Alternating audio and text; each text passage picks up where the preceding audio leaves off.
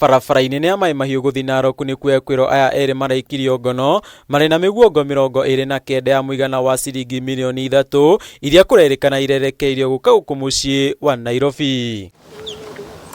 Kũringana na Francis Mutukura ni abitha wa borithi ni abitha munene wa KWS mwena wa Naivasha, umwe wa Ekuirwo aya ni abitha wa borithi uria kurerikana ni urahuthikaga gukua miguongo ino.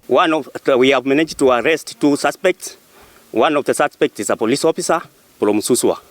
So I'm appealing to our friendly forces that we should not be involved in the illegal activities of trafficking. Mutuku augite Ekuirwo aya maraikirio ngono hindi ya mareteire matatu barabara-ini no na thutha wa mihuko yao iria marakuite guthuthurio nio miguongo 29 ironekire. We were acting on intelligence information whereby our team swiftly moved in and managed to intercept the 29 pieces of ivory. Kuikio ngono kwa ya eri gukite riri thirikari ikoretwo igiteta kumana na kuongerereka kwa ugwimi wa miguongo undu uria maugite ni urathararia mihango ya thirikari ya guthaitira nyamu cia githaka.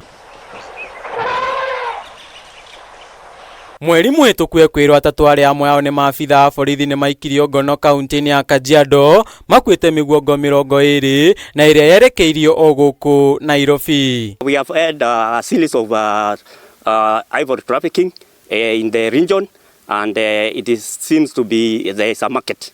So we are trying to make our teams proactive to curb the menace. Mutuku augite Ekuirwo aya eri ni mekunengerano kuri maabitha a DCI niguo uthuthuria bara nginyo utabanio mbere ya mahingũrirwo thitango. We are going to take to hand over them to DCIO, then they will be interrogated so that we may know other syndicates, and then they will be brought into book. They will be taken to court. Handũ-inĩ ha Kameme TV, rĩtwa rĩakwa nĩ Gĩtaũ wa Njũgũna.